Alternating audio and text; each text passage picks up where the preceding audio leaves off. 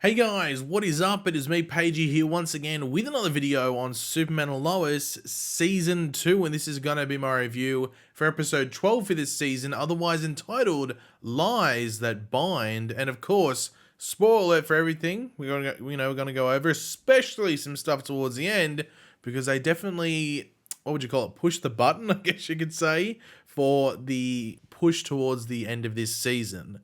But of course, throughout the video, be sure to let me know in the comment section down below your various thoughts on this episode, reactions, just general what you thought, everything like that. And, any theories and predictions going forward as well. Always curious to read them. And of course, if you're going to enjoy the video, you enjoyed the episode, and just want to show your support, why not drop a like on the video to do all that? Now, of course, we've been on like a month-long break from the show, so you might need a bit of a tinker in your head in regards to what happened last episode, which of course involved Bizarro Jonathan targeting his Earth Prime self.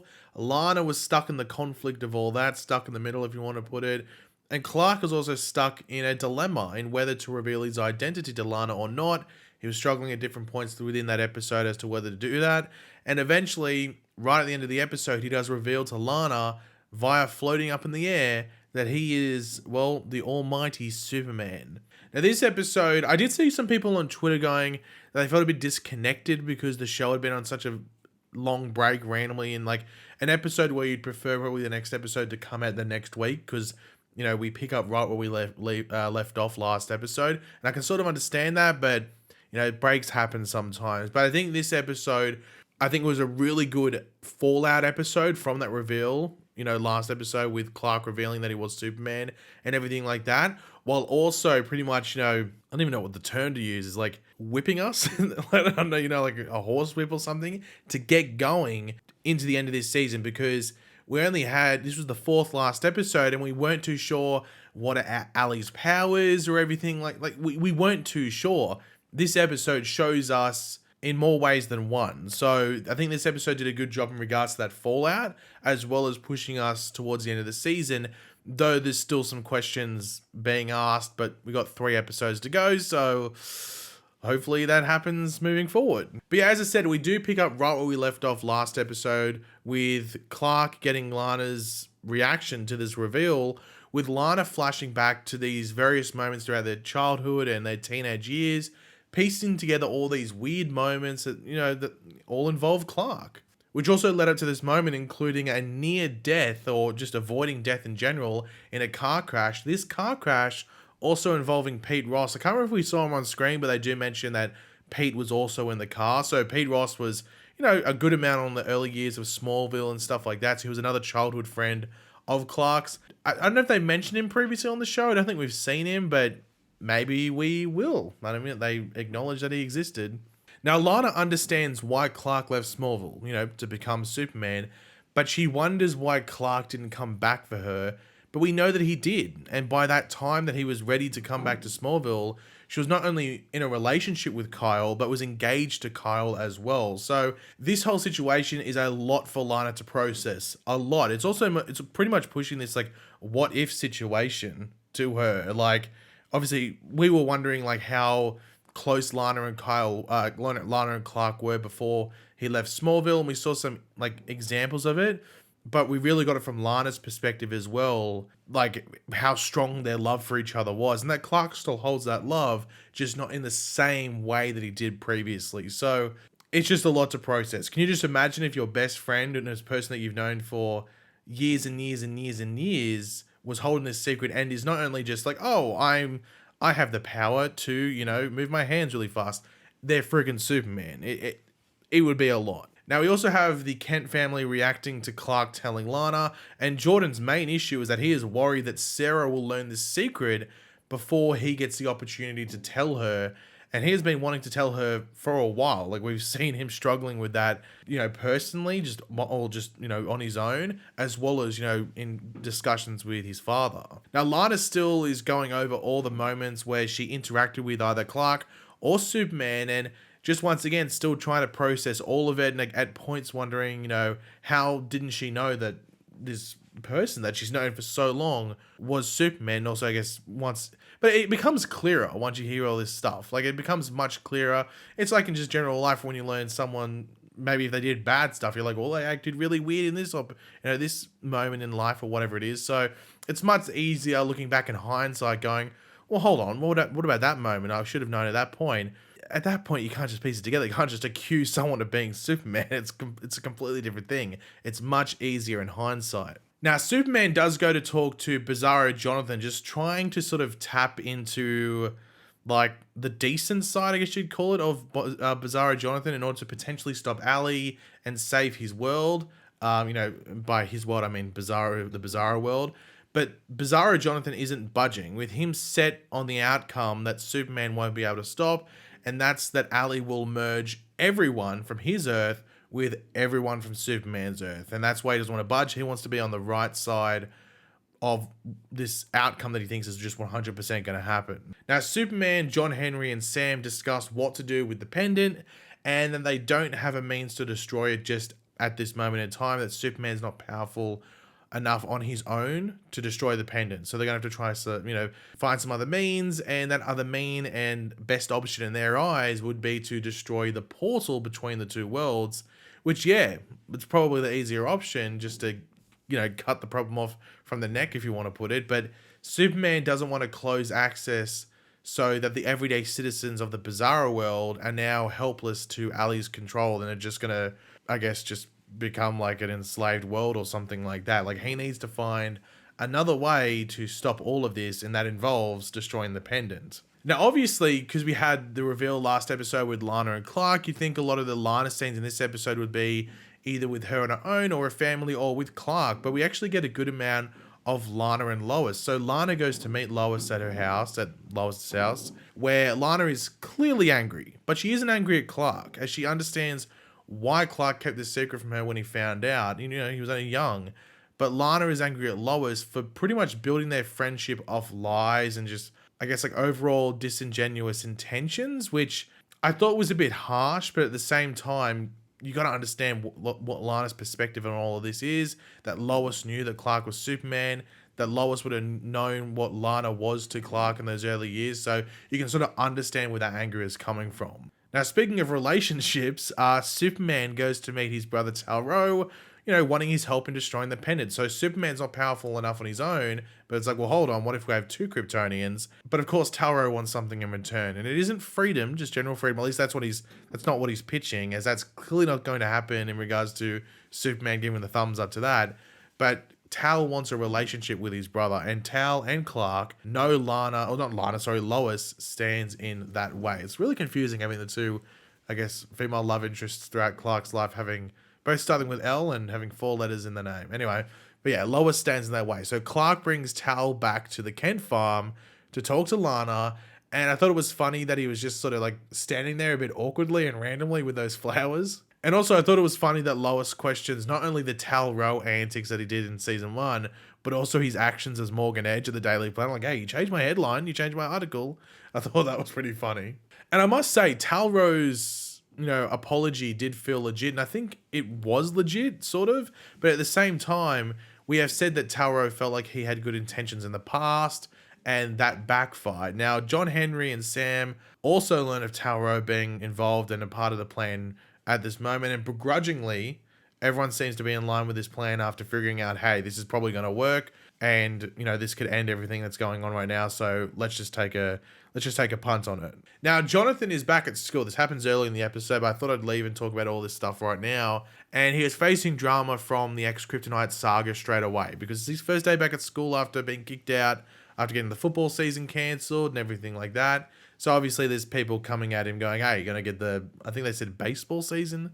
Might have been lacrosse, I can't remember which one it was. But himself, Jordan, and Natalie ditched school first day back, and it's like, hey, I'm out the door. So they ditched school for other activities, with us learning that Natalie has finished building her own suit for the most part, which we thought that that's where it was going. So obviously it just looks like John Henry's, but designed for her, of course. However, there is a power source being what she needs to finish off this suit. So they are off to the mines. Now, the trio mines some ex-Kryptonite for Natalie's suit, but not that much, which leads Jordan to using his heat vision to cut down a chunk of the mine, or like rock on the ex-Kryptonite to easily mine from. But this kicks off a chain reaction with the mines starting to collapse around them, Luckily, Jordan is there to use his super speed to get them out, but the ex-kryptonite they mined was left behind. Now, of course, it's going to be very interesting to see what John Henry's reaction to this is, because throughout this episode, he's, a bit busy. He's a bit, got his hands tied behind his back, not on Natalie patrol. So I don't think John Henry would be too happy about it. Not only Natalie doing this, but I guess specifically Jordan and Jonathan helping her as well. So I think this is leading up to drama, but I think we can easily tell based on the end of this episode that it wouldn't hurt the team having another, powered friend. So I think Natalie with that suit will be a helping hand. I guess it just matters if there's any bad things that happen as well at the same time. Now, Lois does apologize to Lana about holding this secret in for so long, just explaining that it was much easier to hold on to it without any sort of impact or effect on anyone else when she was in Smallville. Like, she didn't have time for friends. She was either reporting or being a mother. Like, there wasn't enough time to be, to go out and do what you can in Smallville. With the first part in Lois's further explanation of everything being that Jordan also has powers and takes on from his father. Now, Clark and Tal-Roh arrive at a volcano of all places to destroy the pendant. It's like they're chucking the ring into Mount Doom, but it's going well. It's like, hey, we're getting there. But all of a sudden, Allie arrives, of course, all-powerful Allie, and we get to see her do her thing. Tal-Roh lunges at Allie, but she easily stops him in his path and tracks and starts to absorb just his power from him, I guess you could say, with her doing the exact same when Superman flies after her. Luckily, that neither of them die, but also luckily John Henry arrives to knock Allie, away, with the pendant falling from Allie's grasp in the process, this allowing Superman and Tal-Roh another chance to destroy the pendant, this time being successful. And of course, Allie is pissed. She is not happy, but she doesn't do anything in that moment. However, Tal-Roh escapes, this situation and escapes from Superman and everything like that once eyes are off him. So you can never 100% trust him to follow through with an agreement.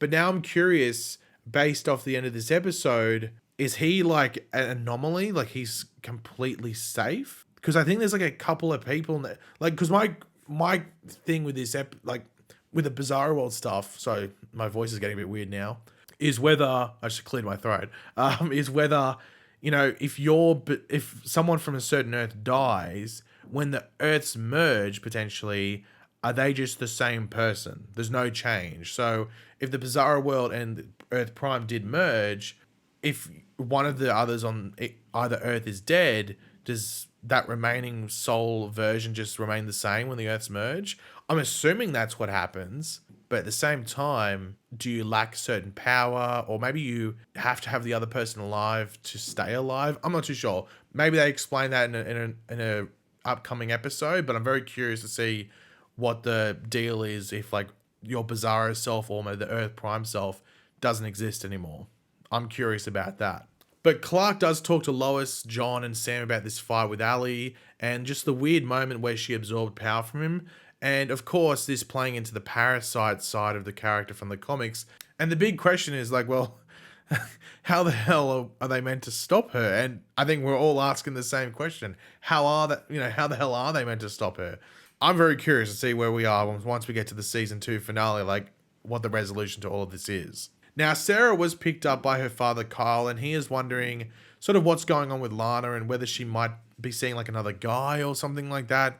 But Lana does sit Sarah down and was clearly going to tell Sarah about what Lois had told her, but they are interrupted by Sophie about a new YouTube video, I think it was, being uploaded. So Lana avoids dropping the truth bomb to Sarah at that point. However, Lois and Clark do arrive right after this, so maybe it was good that Lana didn't tell Sarah at that point, so YouTube saving the day once again. And Clark and Lois are just making sure to warn Lana of what's going on with all this Bizarro stuff and that she was and still is a target, so they're going to try and make sure that, she stays safe.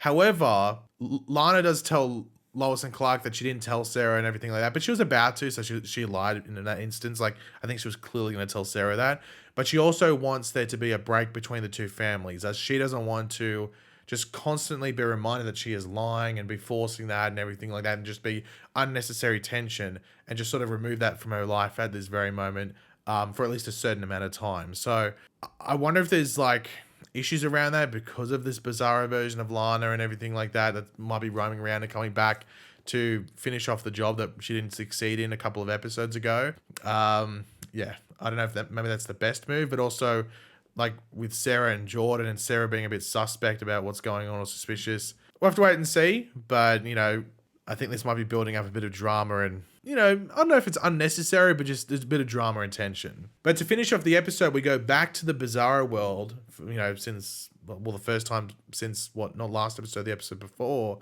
where Ali is talking to Bizarro Lana after obviously she came back after not succeeding previously. And Ali is talking about the drama from Earth Prime, you know, about the painted being destroyed and everything like that. But Ali goes to see Bizarro Tal-Roh, and he's saying, you know, that he wants to see his wife and everything like that. And she's like, oh, okay, well, cool story. But anyway, I'm going to kill you. So she absorbs all of his power, killing Tal-Roh. He's already under that, you know, the yellow sun, I guess. So he was already under the yellow sun, which was weakening him. And Ali just takes all of his power, just completely killing him. And I'm extremely curious now, who else dies? Surely you don't do this in episode, what was this, episode 12? With 3 episodes to go and no one else dies. Now, I guess the big question is, does she get more powerful from absorbing people from her own Earth? Or from the Bizarro world? Or is it even? Is it because the Ali's emerged, it doesn't really matter where she takes power from? Because, you know, she was absorbing Tal-Roh on Earth Prime as well as Superman, and neither of them died. They just felt a bit weird. It's like, yeah, their power was being taken. But I'd say, like, she was absorbing both Superman and Tal-Roh's power for the exact same amount of time as she was the Bizarro Tal-Roh. But maybe it's because he was immobilized, couldn't do anything, and was restrained and all of that stuff. So maybe that's why it was much easier in that instance. But yeah, surely someone else dies this season. I'm sure. Like, you'd have to think so. You don't do that in episode 12 and then not do anything else. If that's her power, like absorbing all this thing, like that's her main, like sort of like trump card, if you want to call it. Like, you know, I can just absorb this power like instantly from you and kill you. So I don't know, put your bets on who else is dying. It wouldn't surprise me too much if it is our normal Tal-Roh, if he also dies. But yeah, we'll have to wait and see, I guess. But yeah, overall, this episode, as I said early on to the video, I thought it was a really good follow-on from the big reveal with Lana and Clark, you know, Clark revealing he was Superman to Lana at the end of last episode, even though we had a long break in between the 2 episodes, and there was a good fallout for that, as well as pushing the story into the, you know, last 3 episodes of this season and towards the season 2 finale. I think it did a really good job, and I thought all the character moments were interesting. I think the only thing I'm sort of worried about is, you know, Jordan, Jonathan, and Natalie and all this stuff. I don't think that's going to be well received if once other people find out, but that's a wait and see situation, I guess. But yeah, guys, thanks for watching. Hopefully you enjoyed the video. If you did, it'd be awesome. You could drop a like on it to show your support. Let me know in the comment section down below your various opinions on everything we went over. Always curious to read what you guys are thinking. And of course, if you are new to the channel, make sure to subscribe, and I will catch you guys later. Goodbye.